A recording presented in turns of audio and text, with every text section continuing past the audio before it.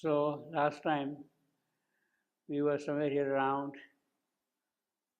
this line 102.33, whose trampling fast waves large stumbling seized, the chariot stood like an arrested wind. What a picture to see. Whose trampling fast, so all the grassland, the forest, the countryside, they are going, rushing, that waves largely stumbling, see, see, what poetry, you see, and the alliterations, wheels largely stumbling, else, the chariot stood like an arrested wind. I think this is one of the most original simile, how the chariot is rushing forward. Suddenly, it comes to a halt with that, you see. Now, this is not just poetry, also. There is something which is psychological as well involved in that. Savitri has been moving. Now the moment is coming very fast. Very soon it is about to arrive. It is there nearby. And therefore, the sudden, the speed, the rush, all that thing is implied in that arrival of that sudden moment, that unexpected thing which is going to happen shortly. The chariot stood like an arrested man. Of course, he doesn't describe here naturally enough that it is a caravan car. Her chariot is a caravan car, you see. He simply says plain chariot, you see, caravan car. In other places, she was going from place to place in a caravan car. And the original description in the Mahabharata story of the chariot is golden chariot, Hema Ratha. Hema Ratha. Ratha means chariot. Hema means golden chariot. So in other words, the whole canopy or the pillars or whatever they are carved with gold panels there, golden chariot, Hema Ratha. So, but here it is a plain, simple chariot in its bareness, in its majesty.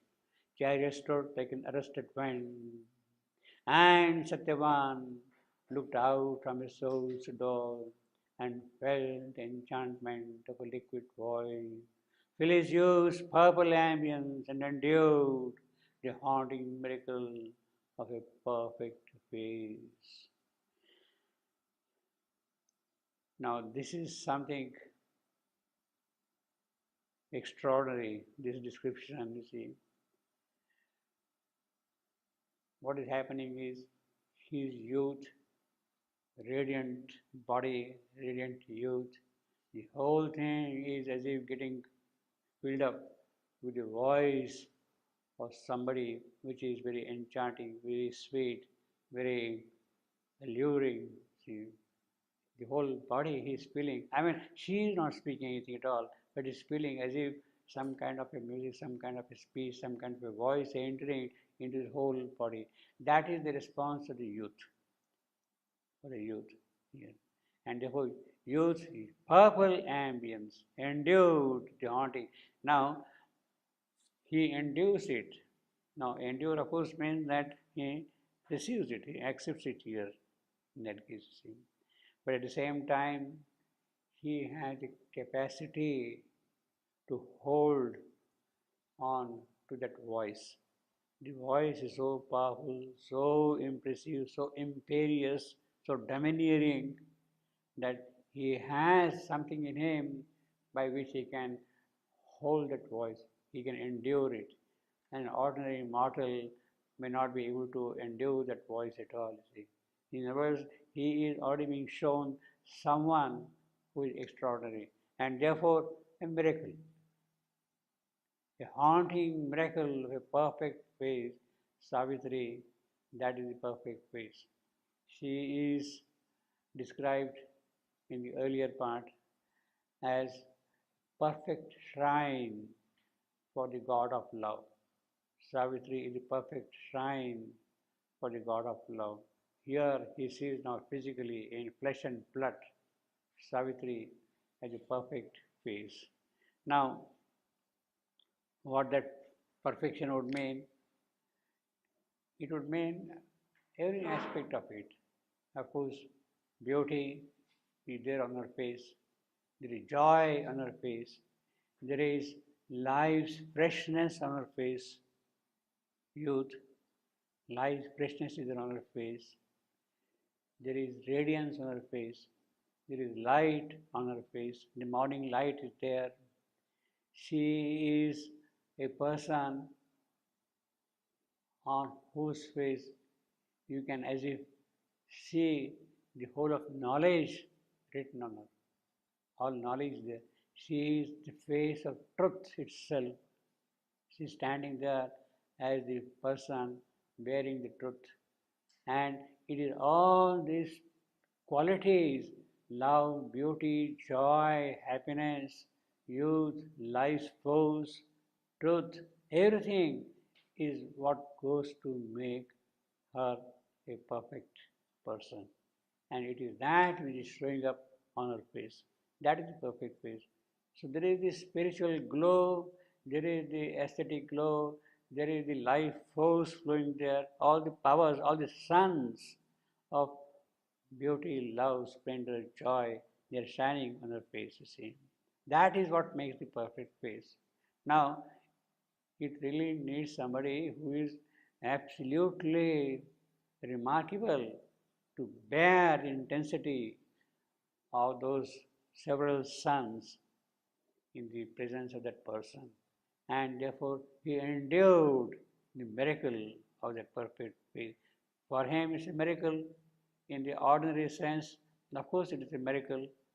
See, this boy living in the shalva woods in the forest would have never dreamt that somebody would walk into the place there, into his life there, and he will be changed. That is a miracle for him. It's impossible to imagine that somebody would just come here and meet me like that, you see. But it has happened. And how it has happened is a miracle. It's a miracle. It has happened, you see, in the immediate context, you see. The haunting miracle of a perfect faith, mastered by the honey of a strange flower mouth, drawn to soul spaces opening round a brow. He turned to the vision like a sea to the moon. So the full moon is there and the sea is heaving with joy to receive the moon. When the full moon is there is the high tide of the sea. It is heaving, the currents are moving, rushing towards that thing. He turned to the vision. So Savitri appears to him like a vision on the horizon there, in front of him, in the forest there, in the chariot, somebody is there. I mean, he is wondering what it is I am seeing. He has no idea. What am I seeing here? You see. He turned to the vision like a sea to the moon and suffered a dream of beauty and of change. So suddenly there is a change, of course, in him, obviously. Now it is not only the vital change, the response of the vital, but something deeper than that has occurred in him because of Savitri and suffered. Now here you see the language, how beautiful it is. Earlier we had he used purple ambience and endured the miracle of his face. Endured. Now here and suffered a dream of beauty. You see, that is what happens. When there is too much joy, we suffer with pleasure. We meet somebody very intimate, very fond of us and all that thing. And as if we are suffering in joy of that, you see. We are not able to control that joy, you see. And turned to the vision like a sea to the moon and suffered a dream of beauty. He would have never dreamt that some girl would come there and stand in front of him like that, discover the aureole round a mortal's head, adored a new divinity in thing. Now this is the miracle. This is the change which has taken place here. You see, he says, no, beauty and a change. What is the change? Now suddenly everywhere in all the objects he finds the presence of a new divinity. These familiar objects which were there in front of him, trees, flowers, mountains, rivers, and all that thing. No, no, no, they are not just the products of nature. There is some divine presence in them. And he starts seeing everywhere now because of the presence of this girl there, this radiant person there, radiant daughter, Savitri. Adored a new divinity in things. Now it is not that the divinity is new, it is the vision which is new. What has opened out for him is a new vision. Is a new vision that is opened out in him. See, and everywhere I don't see only the green forests and trees and things like that. Yes, there is a divine presence there in different colors and different moods and all that. It is that divine presence, divine play which is being experienced by him all the way. His self-bound nature foundered as in fire. His life was taken into another's life. Now, this is, of course, in a certain sense, a very, what shall I say, very immediate kind of an expression. His life was taken into another's life. It's all right, yes, I can understand. You see, in terms of poetry, it's okay, all right. But the previous line, the earlier line, his self-bound nature foundered as in fire. See the difference in the poetry. The quality of these two lines, they're different, see. His self-bound nature foundered as in fire. Foundered, it collapsed. It was no more there. It got sunk. It was as if like a shipwreck. The ship is there in the sea and something has happened and the wreck has taken place and the ship is sinking in the sea. It is shipwrecked, foundered, collapsed completely. He is no more himself now. He lost total control over himself. He is completely sunk. See, this is what happened here.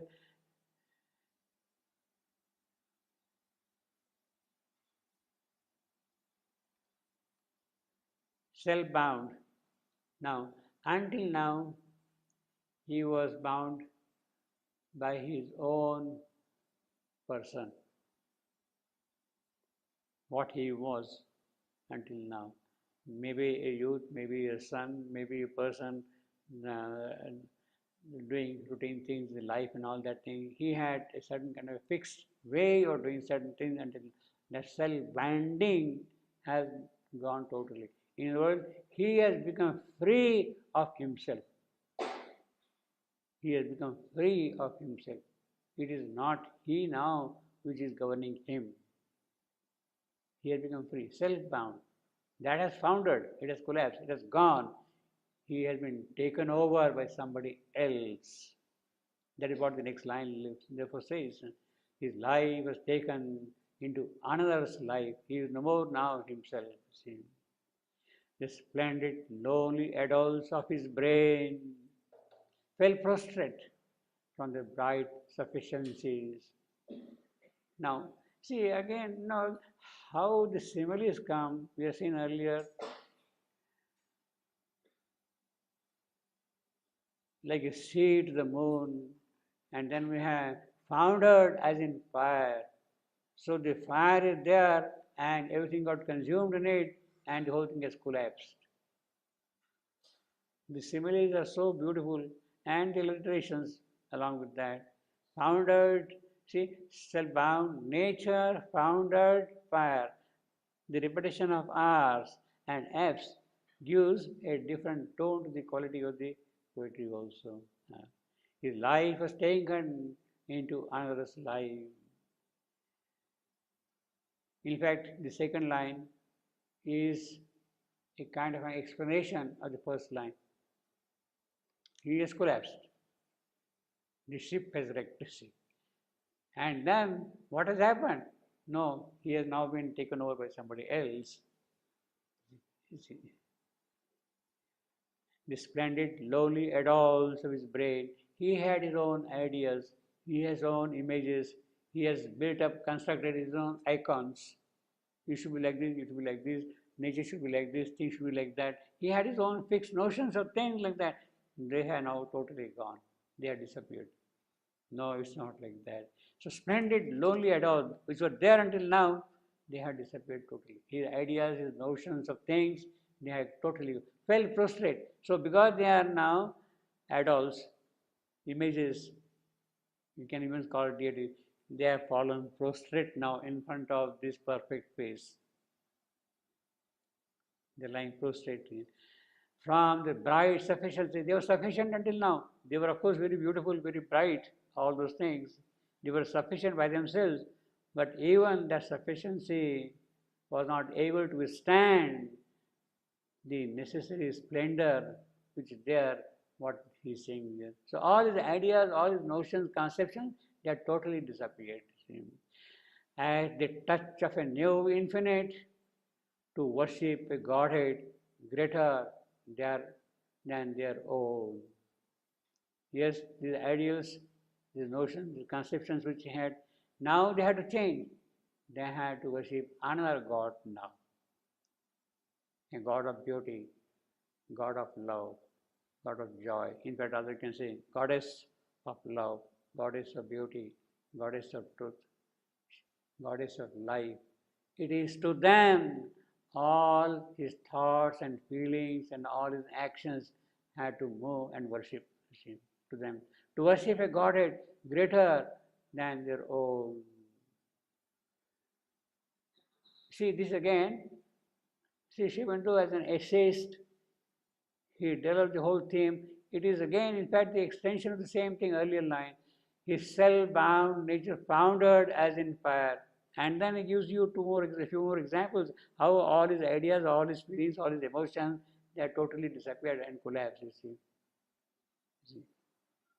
An unknown imperious force drew him to her. Now that is the powerful, domineering force. Something has happened in the air, and the domineering force has simply drawn him toward this new person here. He cannot resist. It is irresistible.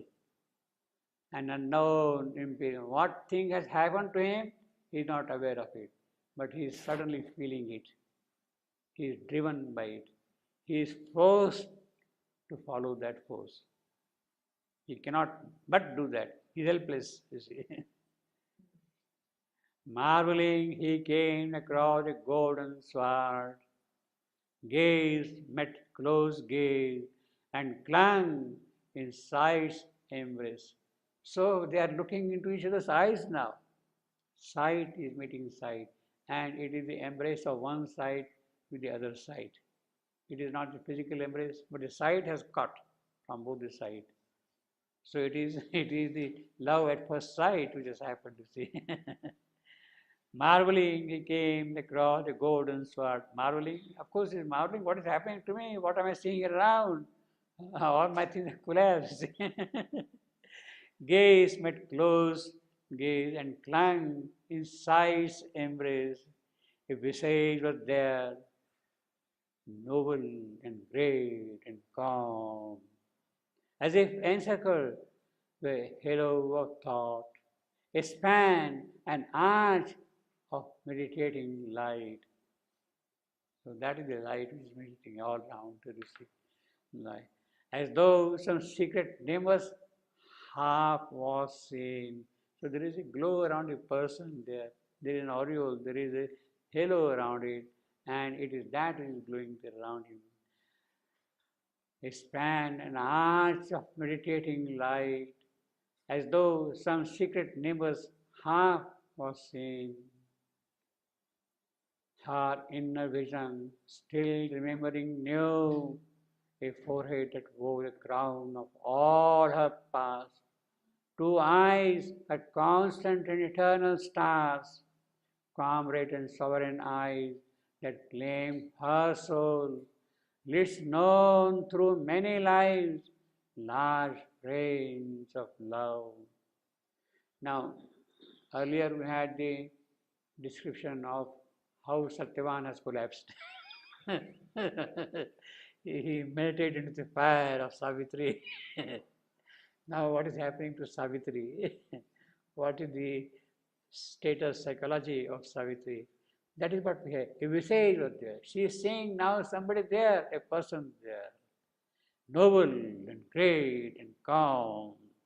That is Satyavan, lofty, heroic, and at the same time spiritually calm. There is a kind of a glow of calmness on him, as if encircled by a halo of thought, a span, an arch of meditating light. So Satyavan appears to her a column of light, an arch of light, meditating on infinity. Because he says earlier, no, he saw a new infinity was born in her. As though some secret name was half or seen, her inner vision, still remembering new. Now, this is the most important thing.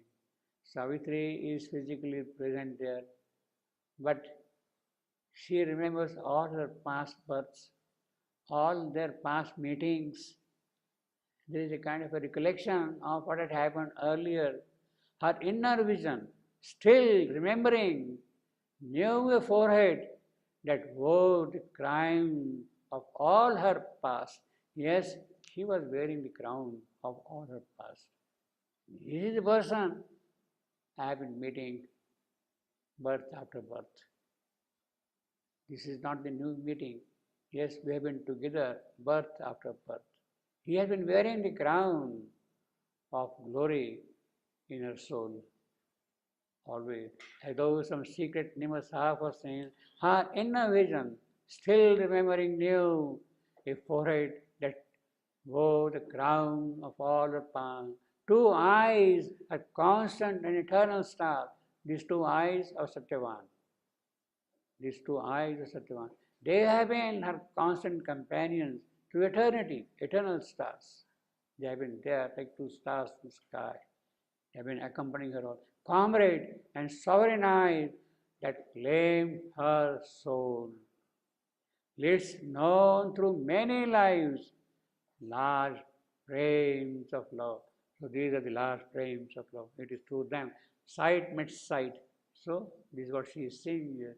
Yes, the inner vision has dawned and she is remembering, yes, I have been meeting this person life after life, birth after birth. Here is gain here now. Now, this is important, this description, the psychological state of Savitri, perhaps more important than the state of Satyavan. I mean, for a youth, he is getting foundered, he is collapsing, it is all right, natural. But this girl, when she sees him, she remembers the ancient births, the past births. Something new has opened out. That is most remarkable. How has this happened? How the inner vision dawned on Savitri? How it has come to her? Savitri has not done any yoga. She is a human person in search of a husband, and suddenly now something happens to her and she sees something else. She remembers her past births. How has that happened? What kind of miracle is it, Savitri? Savitri has not done yoga the way which we are going to see later on in the book of yoga. Certainly not that. But the inner vision has already opened out in her case. By the power of love which got awakened in her the moment she sees Satyavan there. She sees a person there. She recognizes all that. And the power of love, the love got awakened in her.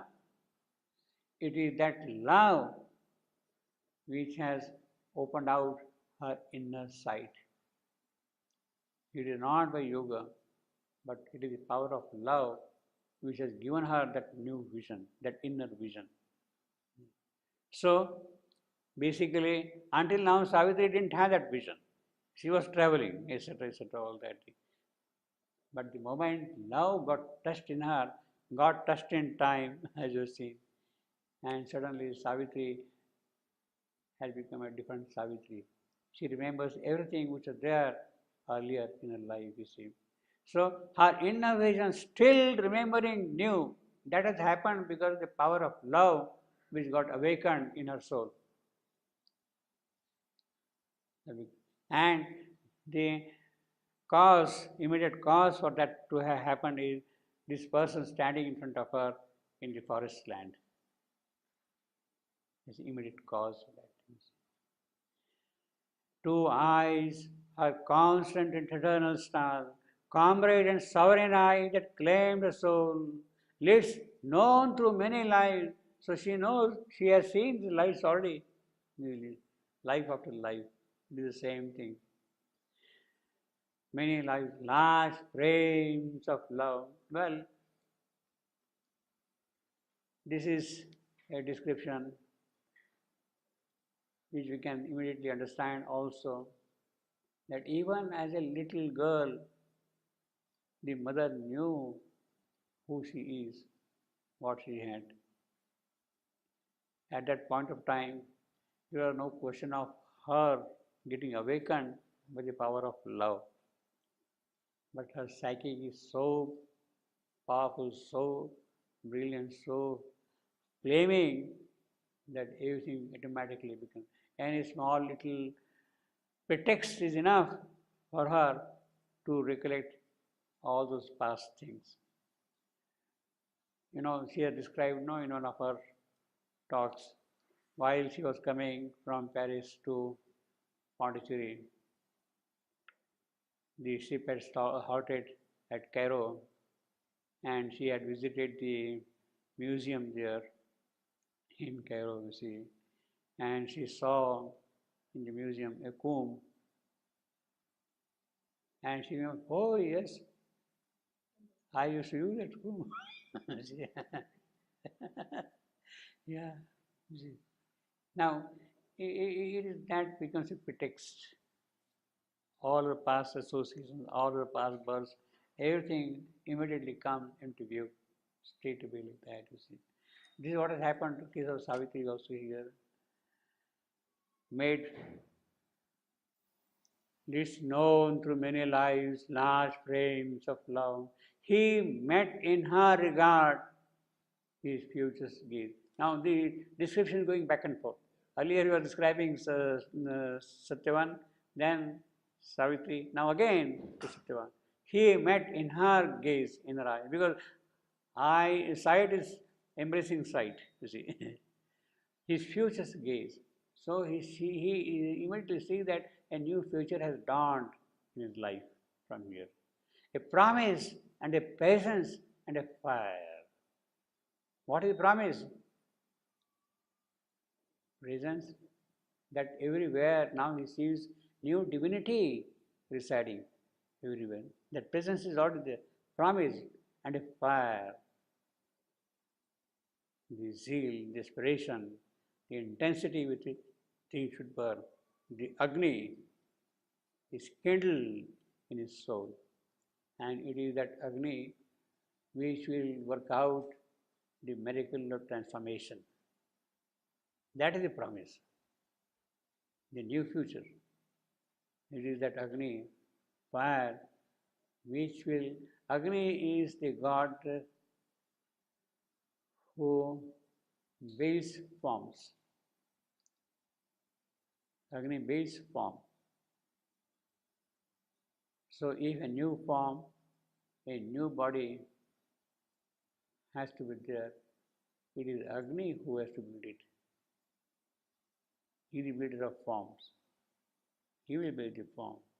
A promise and a presence and a fire, saw an embodiment of eonic dream. See again, fire embodiment. See, the connections are very clear, you see. It is he who will give form and fixity to our shape. Of eonic dream. This has been what? The cycles of evolution having, hoping to happen.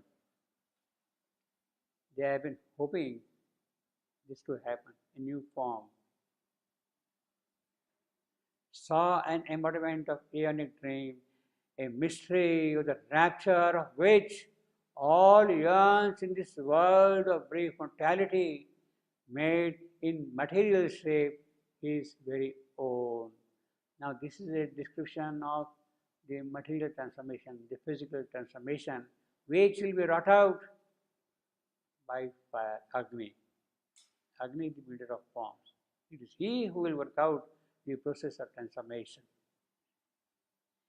And Satyavan always says in Savitri, later on we'll see that she is the link between spirit and matter. Later on, Satyavan will tell Savitri that I have been waiting for this to happen. Let us see if we can catch it. Satyavan's dilemma is, well, I have got great spiritual experiences, but I am unable to understand why matter is unable to respond to them. What is the difficulty with matter? I am unable to understand that. This is what he is going to tell later on. I groped for the mystery with the lantern. And what is my lantern? Thought, my mind. I was looking for that mystery. What is it that? But I was only looking from my brain, from my thought, from my mind. Its glimmerings lighted with the abstract world, a half-visible ground and traveling yard by yard. That is how thought goes, mind goes, from point to point, measure to measure. Fixed distances. It cannot cover sweeps. It mapped a system of the self and God. Well, that is what we'll do. We'll make a design, we'll make an analytical picture and all that thing. That is what mind will do. It could not live the truth it spoke and thought. Yes, mind has come to a certain kind of a understanding of the truth, but it cannot live that thing. Then eyes turn to see this form in visible things. Everywhere in all these objects, I wanted to see that visible truth present in them. Hoping to fix his rule when mortal mind impose a narrow structure of world law, etc., etc. But what happened to this mind? This light showed more the darkness unsearched. Mental pursuit, it only made darkness more dark, you see. It made your original secrecy more occult, more deep. The mystery was not solved, but deepened more. And then he says, yeah, 103.67. But now the gold link comes to me with thy feet. 67. But now the gold link comes to me with thy feet, and his gold sun has shone on me from thy face. Yes, the dichotomy which was there all along between spirit and matter. Spirit is great, this thing, that thing, etc., etc. But I could not resolve the dichotomy. But now that I am seeing you here, the problem is solved. I know the link between spirit and matter. You are the one. So this is what we have got here. He met in her regard his future's gaze. A promise and a presence and a fire saw an embodiment of eonic dream, a mystery of the rapture for which all yearns in this world of brief mortality, made in material shape, his very own. Back to our prayer. This golden figure given to his grasp, hid in its breast the key of all his aims.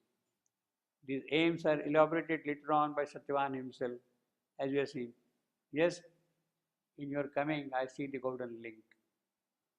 This golden figure, that is Savitri, given to his grasp, hid in the breast, the key of all his aims, a spell to bring the immortal's bliss on earth, to mate with heavens the truth our mortal thought, to lift earth has nearer the eternal sun. Now, this is a kind of a commentary of the poet. He is telling what is going to happen when Satyavan is going to meet Savitri. This golden key, this golden figure, that is Savitri. She is the key for all the future aims, for all the. And what are the things, future things? The future things are to bring the immortal's bliss on earth, Ananda, that must come on Prithvi, on earth. Ananda must come here to bring the immortal's bliss on earth, to mate with heavens a truth, our mortal thought, our humanity, our smallness, that must open out to the greatness of heaven. That is what must happen here.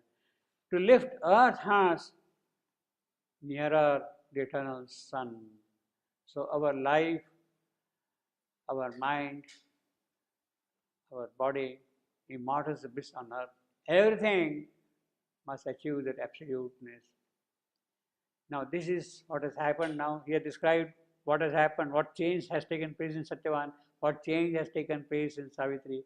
And then the poet is telling, look, this meeting is towards this. The meeting is to lift earth has nearer the eternal sun. To bring the immortal's bliss on earth, it is that purpose for which this meeting is designed, is planned, see, to bring the immortal's bliss on earth. It is for that the meeting is going to take place. This is the poet's commentary. In other words, the whole vision of their meeting, they are not yet met, so to say, in that sense. The whole vision of the meeting and what are the prospects held by that meeting are foreseen by the poet from the planes above, from the transcendental realms. He is seeing what is going to happen. From above, he is going to see what is going to happen here. Yes, this is what will happen, that immortal's bliss will come to earth, that truth will reside in the human mind, that earth hearts will approach the eternal sun. In these great spirits now incarnate here. Now, it is disclosing to us Satyavan and Savitri are avatars. They are the incarnate beings in these great spirits now incarnate here. Love brought down power of eternity. Because of them, the power of eternity has come down here. Their love, the power of eternity has come down here. To make what? To make of life his undying base, deathless base. Death shall not be there in life. And it is base for what? For love. Means the fruitfulness of the meeting of Satyavan and Savitri, the fructification of the coming together is to bring down the power of eternity and make life the undying base of love. Make undying base of love. That is the power of meeting. That is, the meeting is designed for that purpose. And this is what he is saying from above. His passion surged away from fathomless deep, naturally from below. Satyavan's passion is rising up. It leapt to earth from far forgotten heights, but kept its nature of infinity. His passion, love's passion. This here he stands for love here. Love's passion surged away from fathomless deeps. Fathomless deeps of the transcendent. It is from there it is leaped out. From there it is leaped out. It leapt to earth. It is plunged down below that passion. Far forgotten heights. That is how love has come. Satyavan has descended, leapt down, incarnation. But while he has come down here, he does not forget his infinity, but kept his nature of infinity. Yes, he has leapt down from the fathomless deeps above, from the transcendental realms which cannot be plumbed, which cannot be gauged. He has leapt down upon earth. While he is on earth, in the mortal world, Mrityu Loka. Earth stands for the mortal world. Mrityu Loka.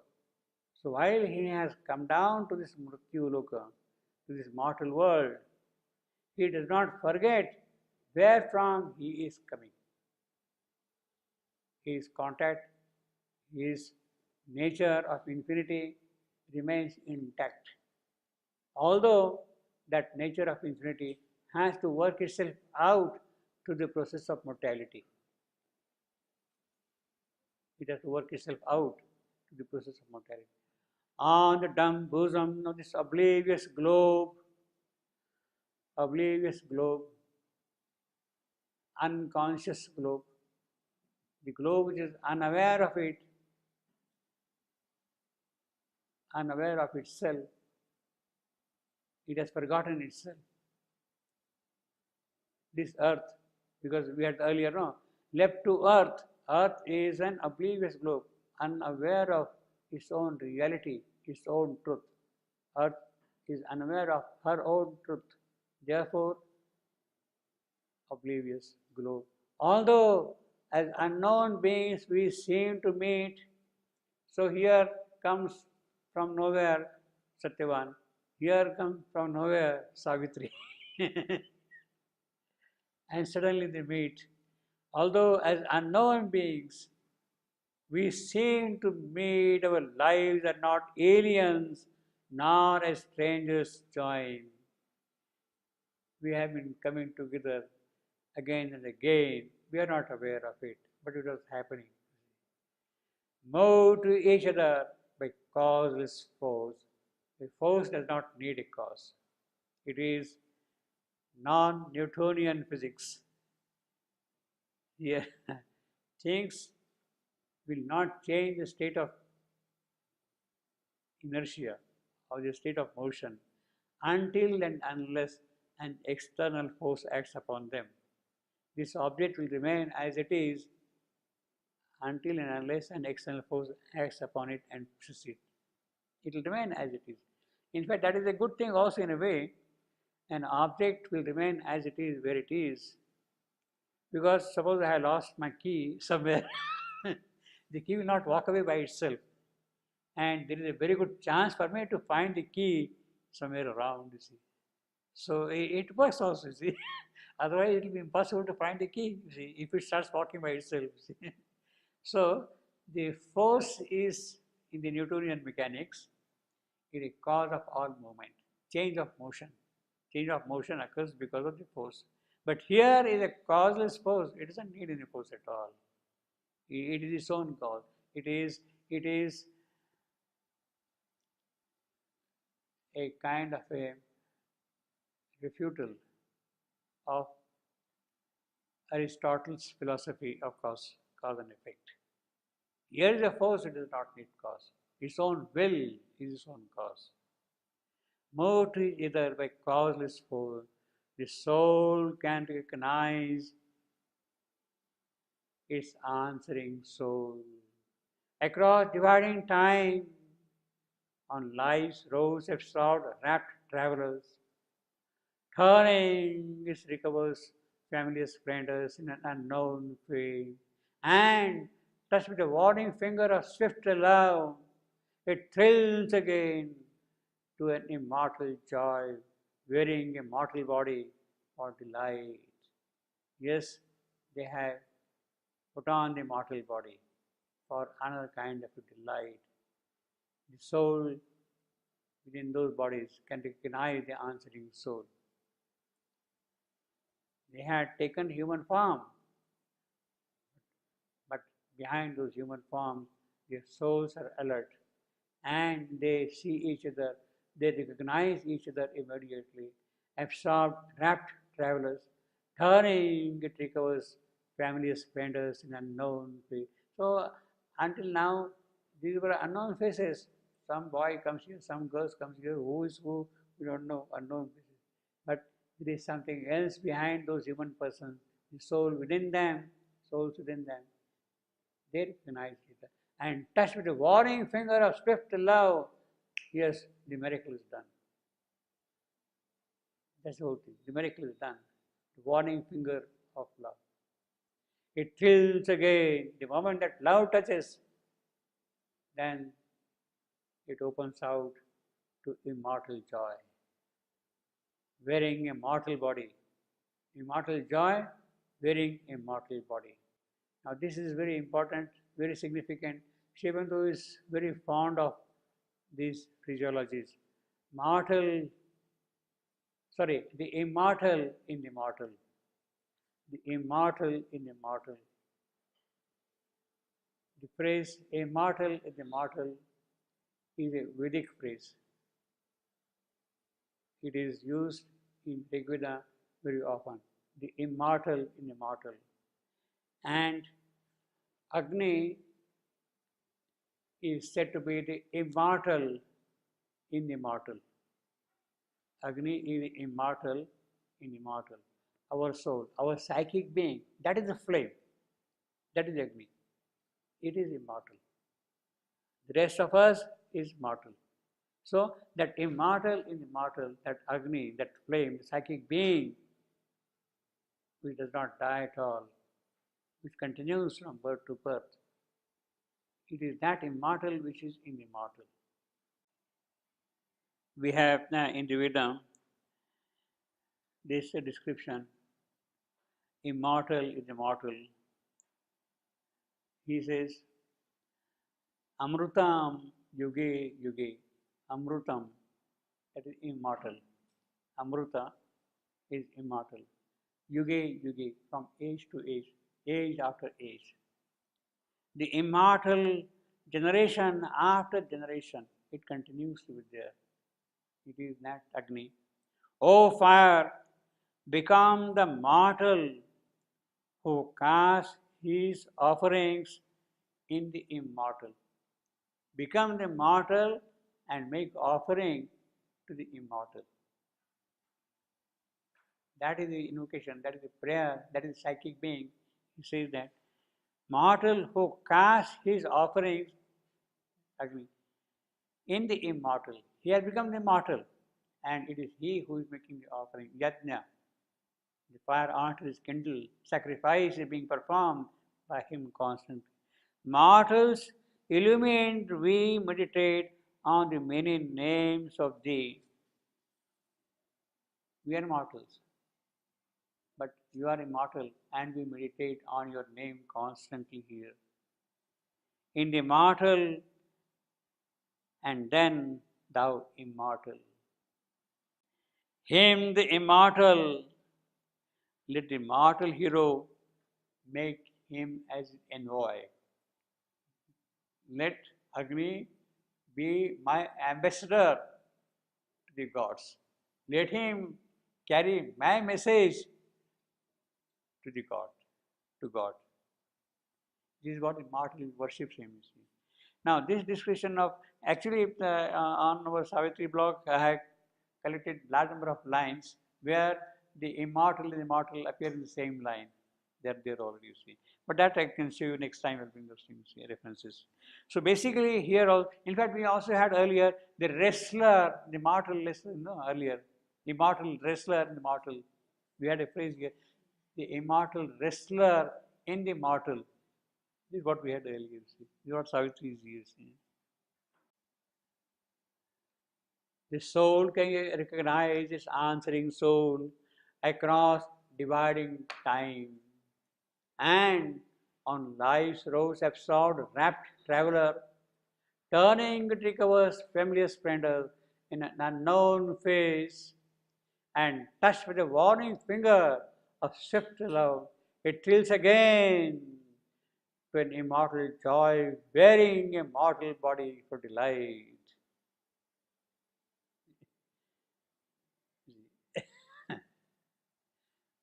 It is a pure, perfect Vedic description of their meeting and coming together. And that is the power of love. It got awakened, and this is what has happened because of love. Now, here, across dividing time, that is what happens in our case. We have time divided, past, present, future. Three kala, three divisions of time. Three kala drishti, three kala drishti, past, present, future. We don't have the total vision of time in one glance of that thing. We live in divided time in that sense, in past, present, future. It was like that, it is like this, it will be like that tomorrow. Dividing time on life's roads, past, obviously, all our subconscious, which goes back into the past, it stays there till it is purified and sublimed and brought to a spiritual level. So that stays there past. Past, all the sanskaras, all the accumulation of our life's deeds, they remain there.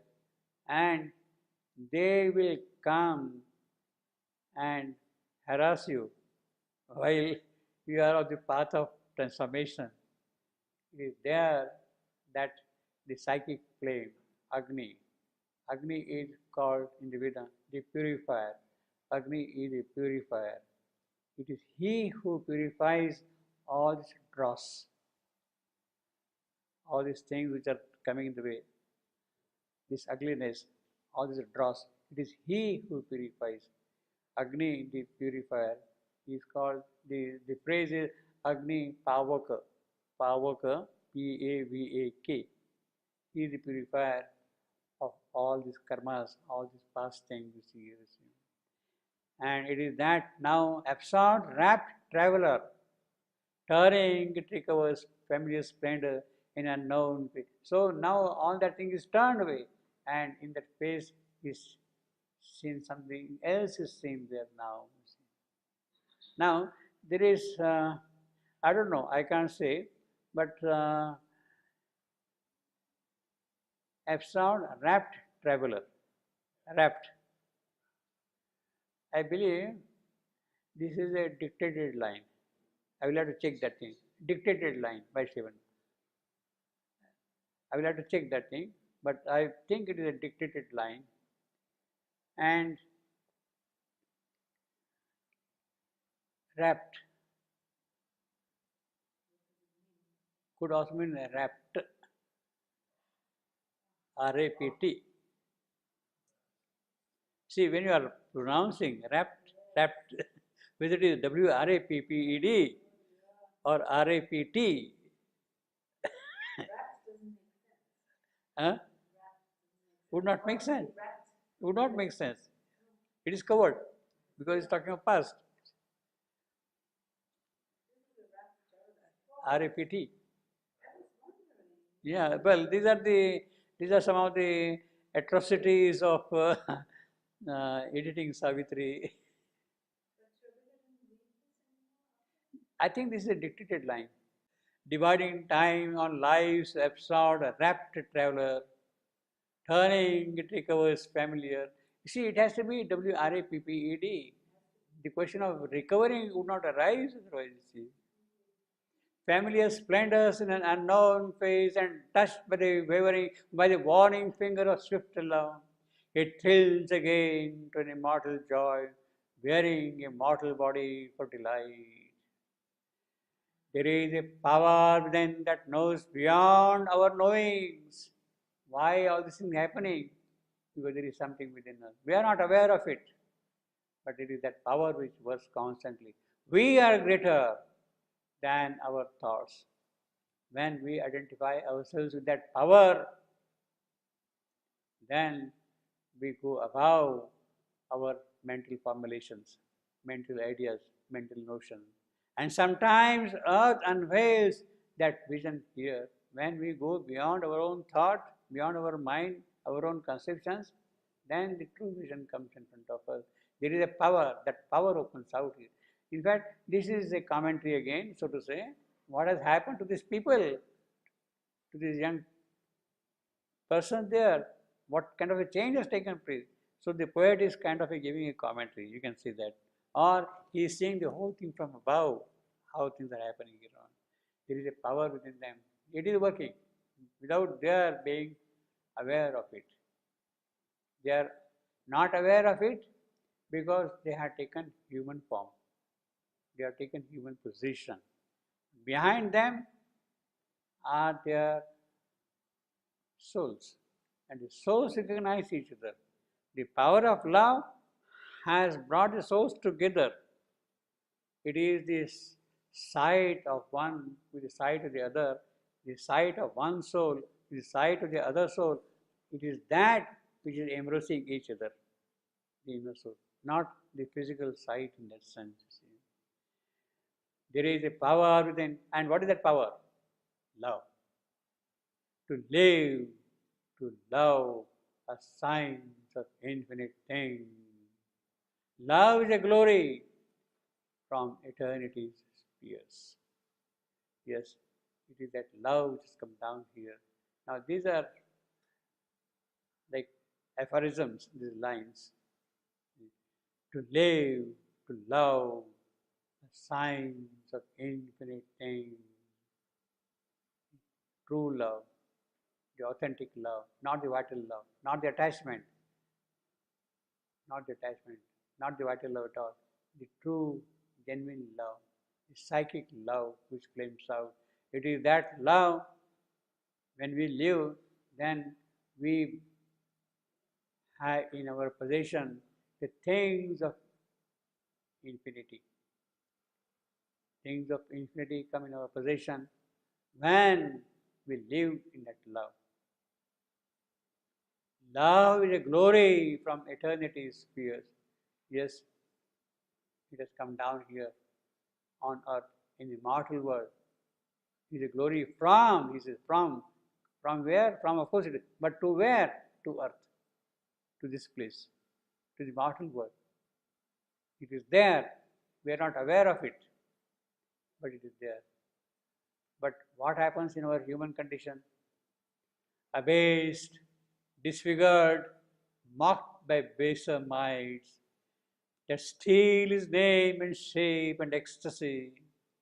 He is still the Godhead by which all can change. So all the vital relationships come into picture, play here. Desires, possession. Love here means what? Eating into each other's vital. That is what love is, basically.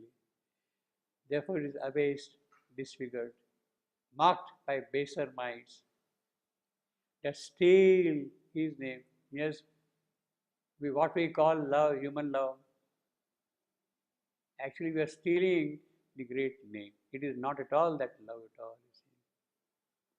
It is a joy for its own sake to be there.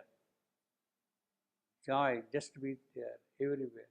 And that joy, that love is not confined to one person, to one individual, to one entity. It becomes vast, wide. It is not your wife, your husband, your son, your children, your country. Everything that love flows out.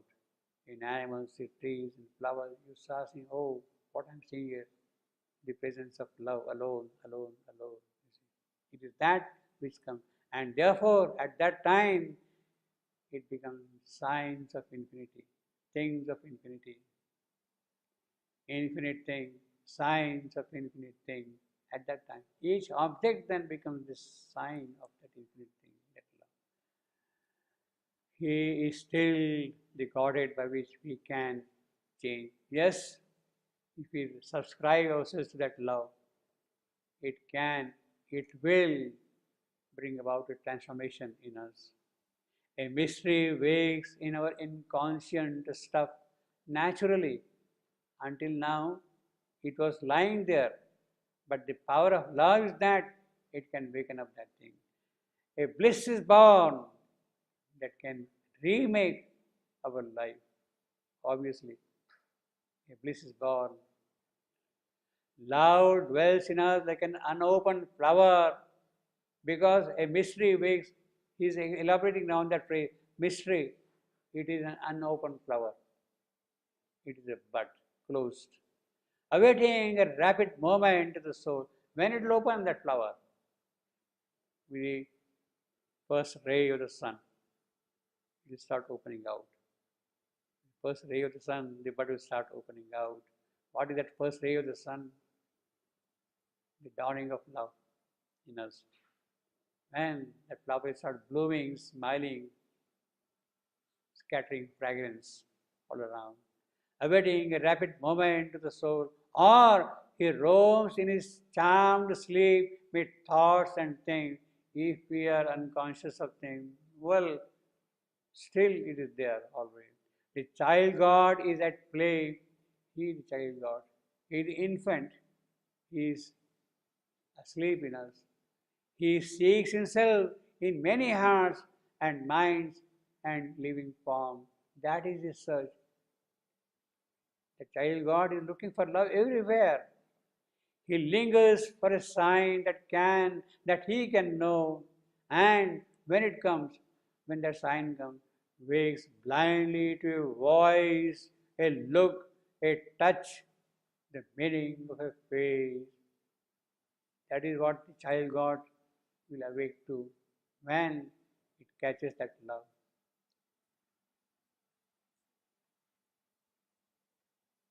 And what are his instruments? The child gods. His instrument, the dim, corporeal mind, our physical mind. That is our instrument. Of celestial insight, now forgetful grown. Yes, our mind had a celestial insight. It had the power of seeing, intuition, receiving revelation, higher knowledge, but now it has forgotten its own possibility, its own faculty, its own capacity, capability. He seizes on some sign of outward charm to guide him mid the throng of nature's send, reads heavenly truths into earth's semblances. Desire the image of the Godhead say, for the Godhead's sake, divines the immortalities of form, and take the body for the sculptured soul. Now that is the pity, because our instruments are human instruments, corporeal mind, basically. And therefore, the body itself is a sculptured soul. The soul has been kind of made into a sculptured statue. Love's adoration, like a mystic seer, through vision looks at the invisible. But when the child God really sees the signs and catches them, then that love's adoration, what happens? Looks at the invisible. What was not known to it, what was not seen by it so far, that becomes visible to him. Love's adoration, it is the worship of that love which will give that faculty. Love's adoration, like a mystic sphere, through vision looks at the invisible. In Earth's alphabet finds a godlike sense. In every scripture, in every writing, every hint, it finds that there is something else, something godly, something different than what is physically seen and observed by us. But the mind only thinks, while that love is able to see that thing, what does the mind see? The corporeal mind. The mind thinks, behold one for whom my life has waited long unfilled. Yes, yes, yes, I am looking here. He is here. This is what the mind jumps upon. Behold the sudden sovereign of my days. Yes, he is my Lord. He is my master. That is what the mind jumps upon straight away, you see. In other words, we catch hold of something and we say that we have discovered the truth of the truth. We have discovered the love of love. This is what we say. That is what mind says. But it is not that.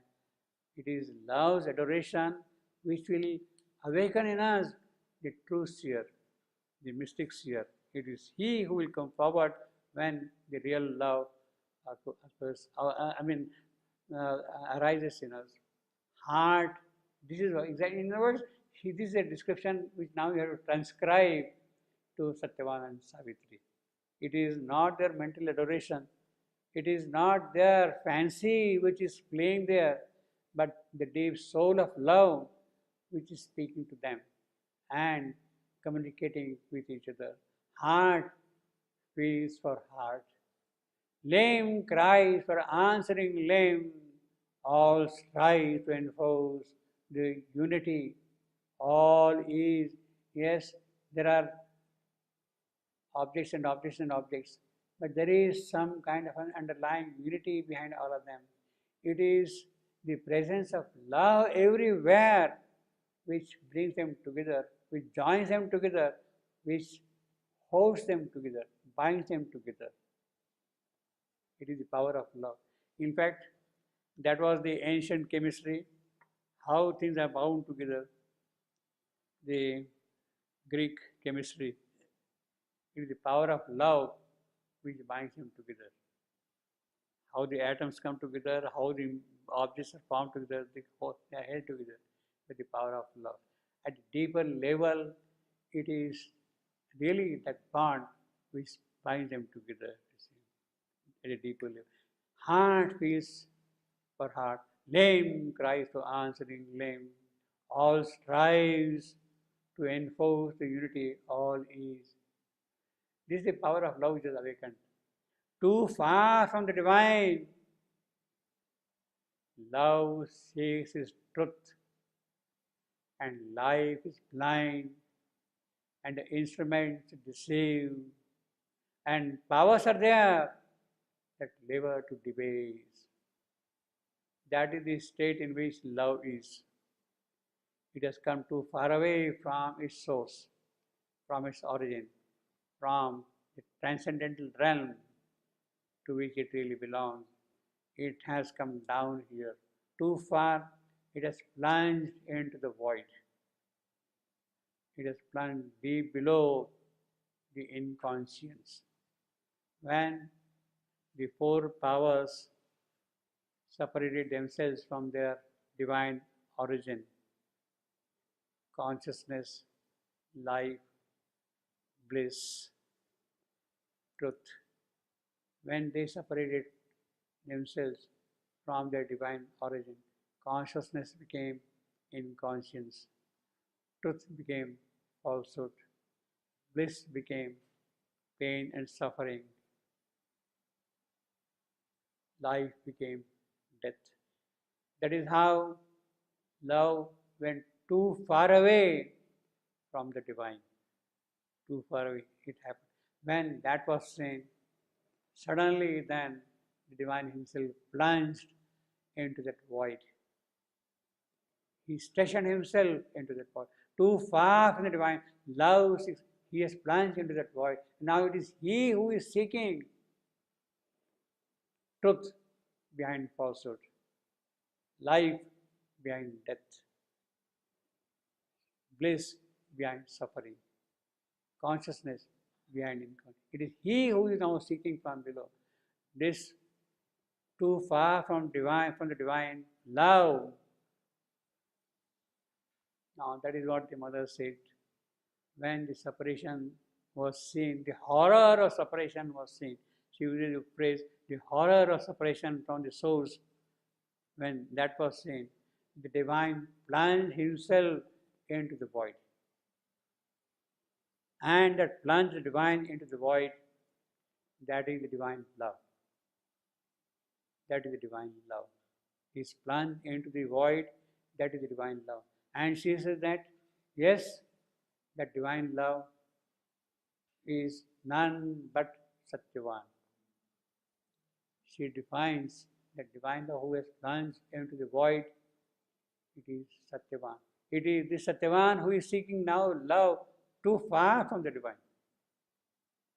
But poor fellow, he cannot find that love himself of his own. Savitri has to come. That has to happen. Too far from the divine, love seeks his truth, and life is blind, obviously. And the instruments deceive. We have already seen how mind happens, etc.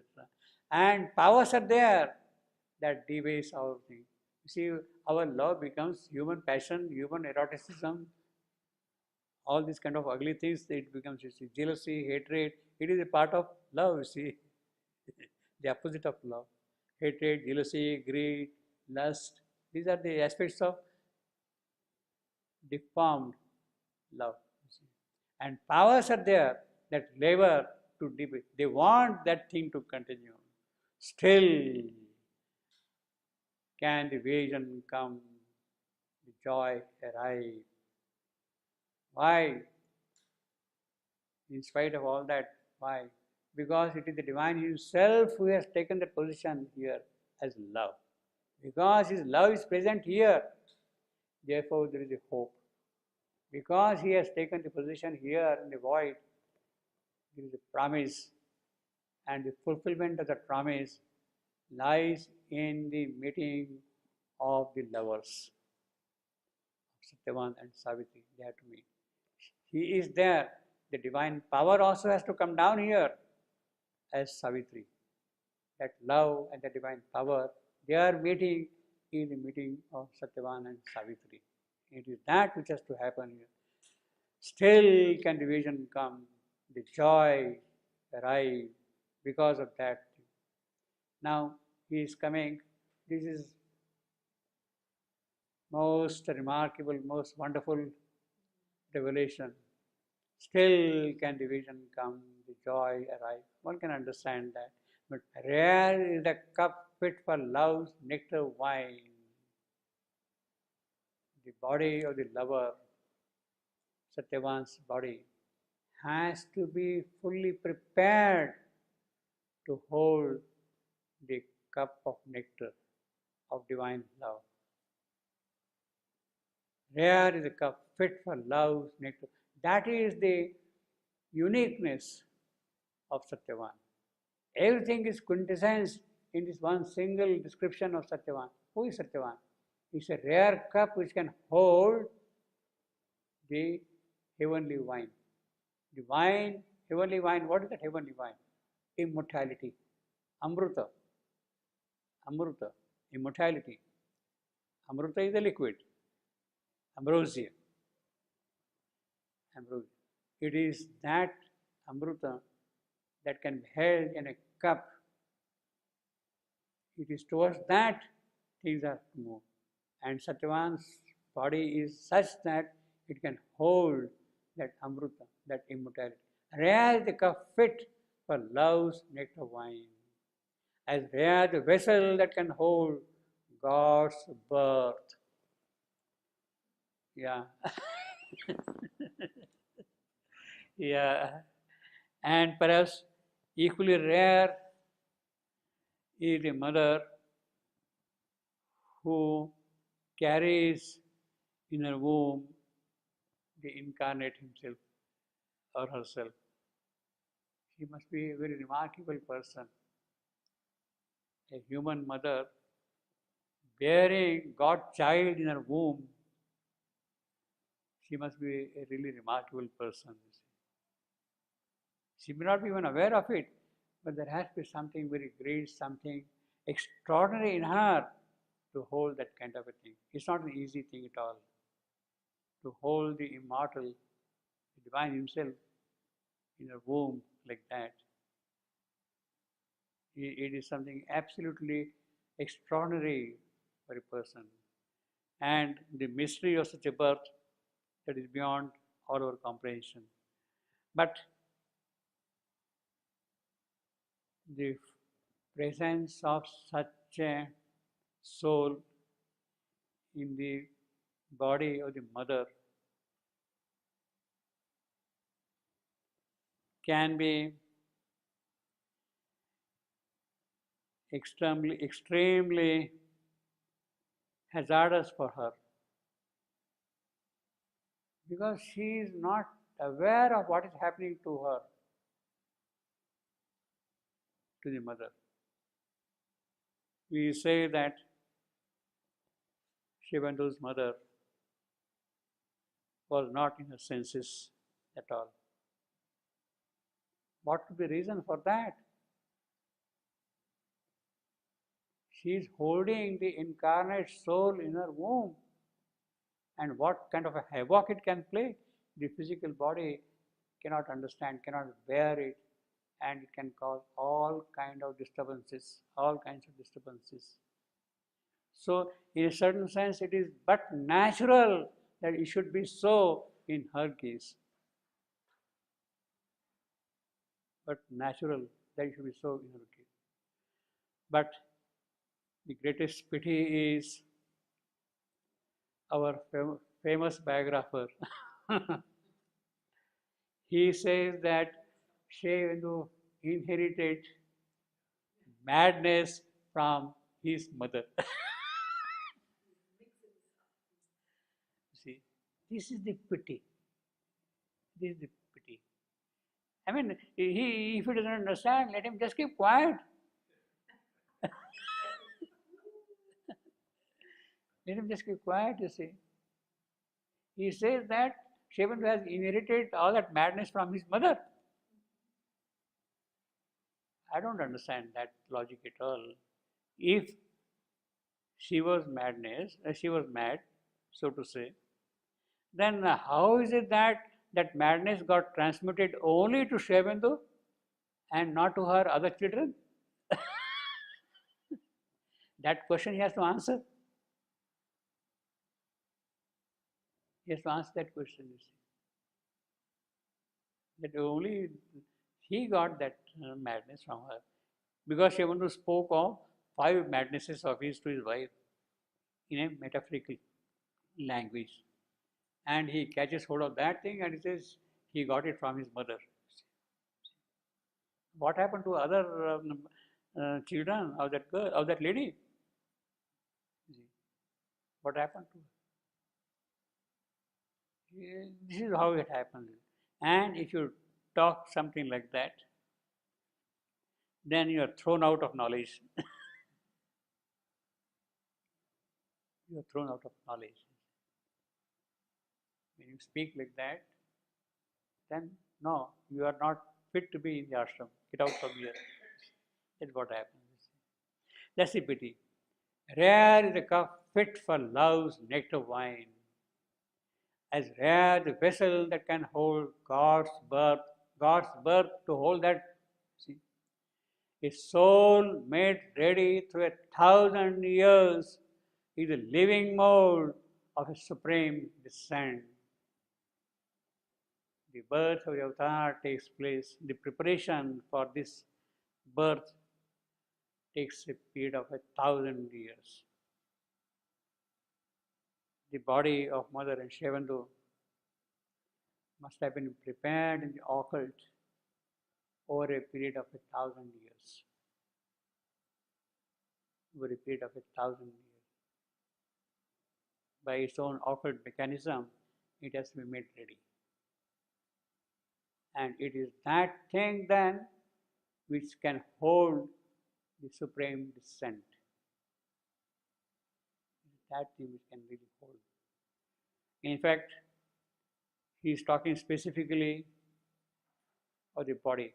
His soul made ready through 1,000 years is the living mold of his supreme descent. Not only the physical incarnation of the coming of the avatar, but also the age has to be prepared. Shivandu was born on 15th August 1872. But behind that, over a period of several centuries, the preparation was going on for this birth. Was going on for this birth. A material age had to be prepared. Renaissance had to occur. Great events had to take place in the course of history. They are long preparations towards this birth. It takes 1,000 years to prepare this birth. Perhaps in the earlier cycles, these periods were still longer. These periods are still longer. If you go historically, the time gap between, say, the birth of Rama as the avatar and the birth of Krishna was over long periods of thousands of years. Between Krishna and Buddha, it was really shorter. Between Buddha and Christ, shorter. Comes Shebendo.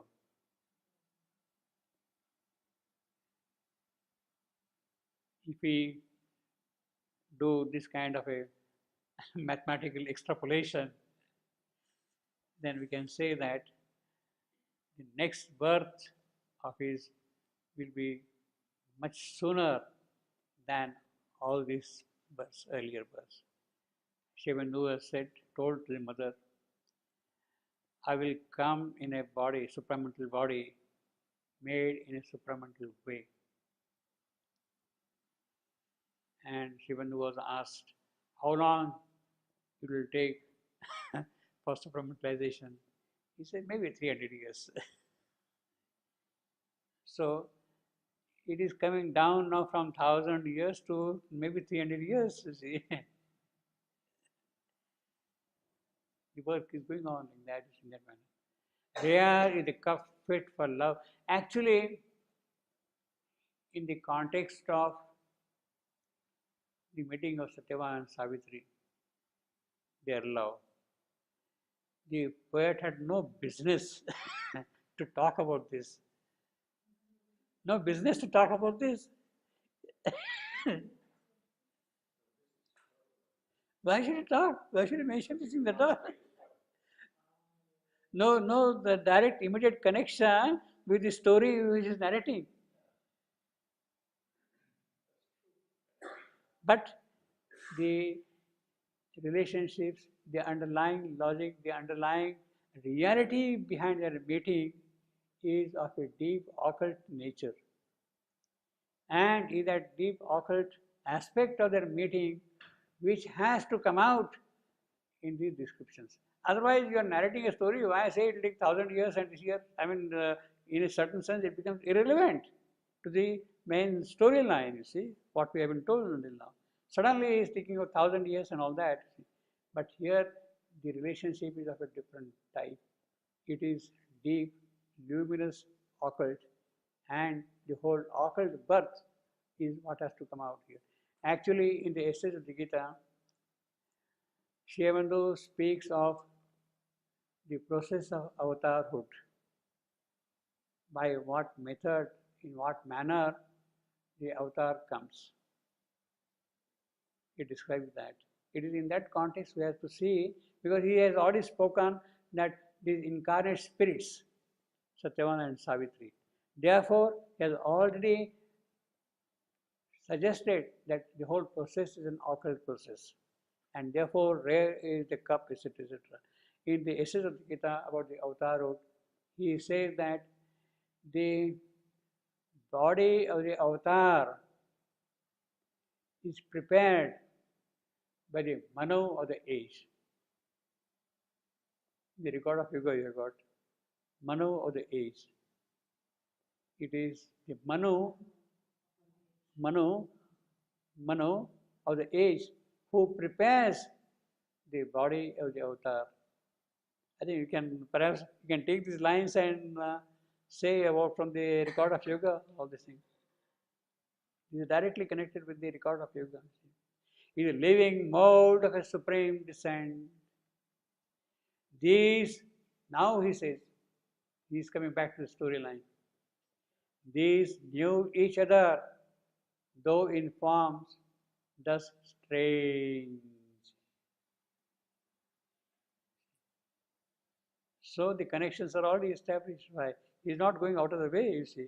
He is bringing out the deeper relationship, the purpose of their coming together, their birth from the occult spiritual point of view, the luminous occult.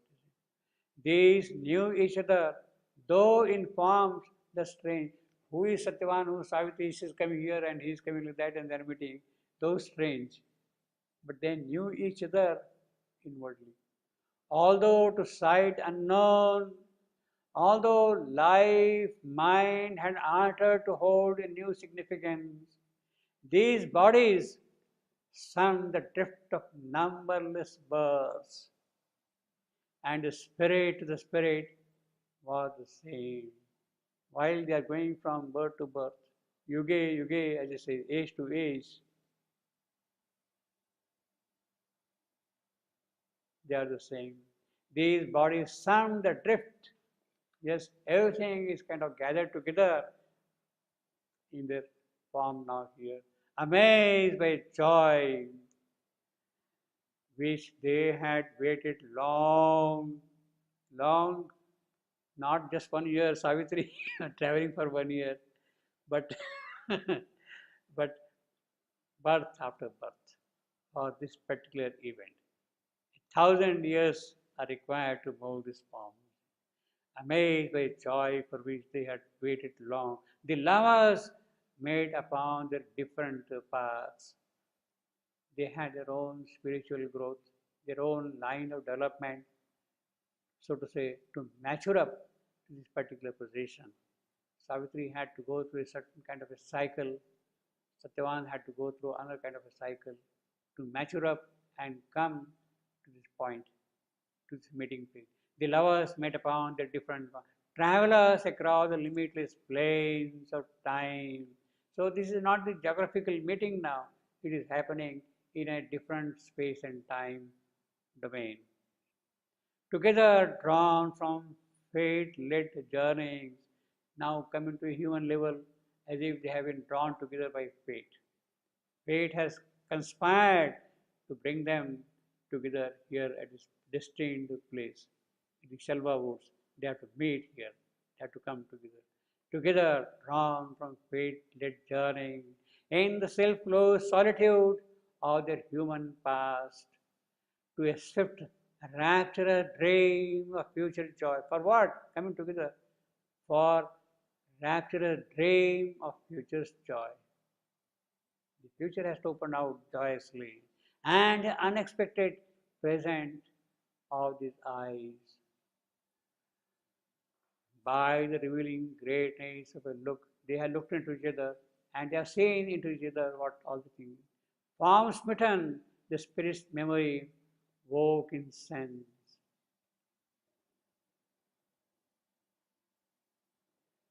Form smitten, the spirit's memory woke in sense. It has happened. The mist was torn, so until now there was a cover, there was a mist on the side.